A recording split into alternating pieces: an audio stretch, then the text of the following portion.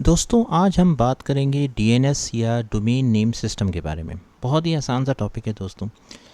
Domain name की full form होती है डोमेन नेम सिस्टम। दोस्तों इसको समझने के लिए मैं आपको एक एग्ज़ाम्पल देता हूँ कि मिसाल के तौर पे आपने वो लैंडलाइन का ज़माना देखा होगा जब हमारे घरों में लैंडलाइन फ़ोन्स होते थे और हमारे पास एक टेलीफोन डायरेक्टरी होती थी जिसमें लोगों के जो है वो कॉन्टैक्ट नंबर्स होते थे और जब भी हमें किसी को कॉल करना होता था तो हम जल्दी जल्दी जो है वो डायरेक्टरी में ढूंढते थे, सर्च करते थे और नंबर निकालते थे। इसी तरह से दोस्तों आम तौर पे ये भी होता था कि उस लैंडलाइन फ़ोन के साथ हमने एक डायरी भी रखी होती थी, जिस डायरी में हमने जो इम्पोर्टेंट हमारे मिसाल के तौर पर फैमिली मेम्बर्स हैं या फ्रेंड्स हैं उनके कॉन्टैक्ट नंबर्स भी लिखे होते थे, ताकि जब भी हमें किसी को कॉल करनी हो तो वो जल्दी से हम डायरी देखें और हम उसको कॉल कर लें।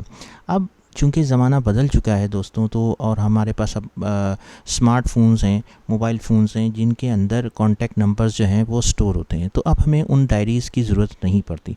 मान लें दोस्त कि आपको जो है वो अपने फ़ादर को फ़ोन करना है, तो आप मोबाइल अपना स्मार्टफोन ओपन करेंगे और उसमें फॉर एग्ज़ाम्पल फ़ादर लिखेंगे और आप अपने फ़ादर को जो है वो कॉल मिला लेंगे।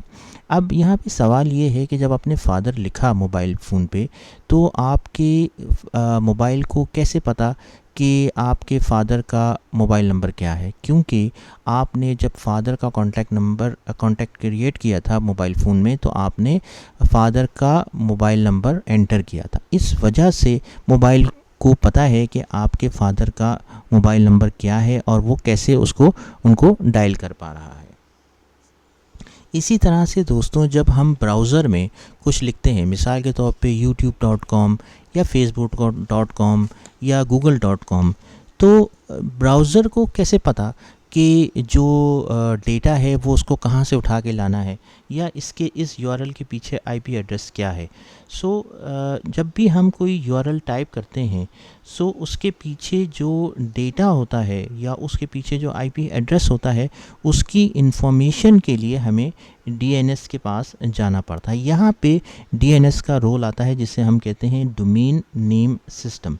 जब भी आप कोई वेबसाइट का नाम लिखते हैं ब्राउज़र के अंदर, तो डीएनएस जो होता है उसके पीछे जो आईपी एड्रेस होता है वो डीएनएस प्रोवाइड करता है, आप उस वेबसाइट को इजीली एक्सेस कर सकें।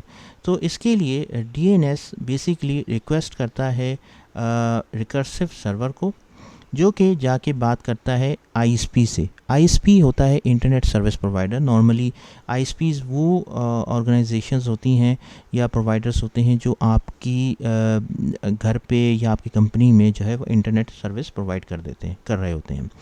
तो वो असल में बता रहे होते हैं कि डेटा कहाँ पड़ा हुआ है, डेटा को कहाँ से उठाना है और कैसे जो है वो पेज दिखाना है और कैसे जो है वो कम्युनिकेशन करनी है।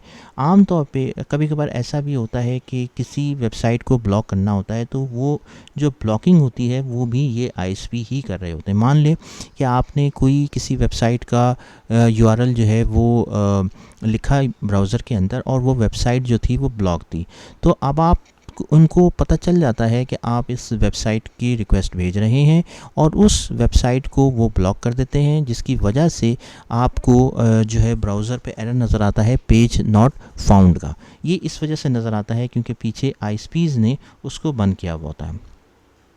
अब दोस्तों जो डीएनएस होता है वो एक सिंपल चीज़ नहीं है, उसके पीछे एक बहुत कम्प्लेक्स किस्म की मैथ है और सिर्फ एक रिकर्सिव सर्वर नहीं होते बल्कि और भी बहुत सारे सर्वर्स होते हैं। अब आप खुद सोचें कि दुनिया में मिलियंस वेबसाइट्स होती हैं।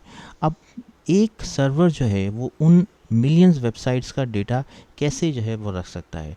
तो बहुत सारी सोर्सेज होती हैं जहाँ से डेटा को उठाया जाता है और वेबसाइट को दिखाया जाता है और इस तरह से ब्राउज़र जो है वो आपको वेबसाइट के पेज तक लेके जा रहा होता है।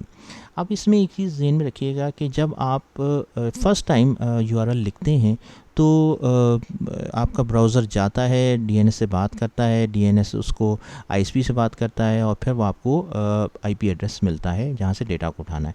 अब जब आप सेकंड टाइम जो है वो लिखते हैं तो ब्राउज़र उस आईपी एड्रेस की जो इन्फॉर्मेशन है वो अपनी कैश में स्टोर कर लेता है, ताकि आपको दोबारा उस पूरे साइकिल से गुजरना ना पड़े और आप फास्टली उस डेटा को फैच कर लें। तो इस केस में आम तौर पे कुछ प्रॉब्लम्स भी हो जाते हैं। मान लें कि जो उस वेबसाइट का आईपी एड्रेस था वो अपडेट हो गया।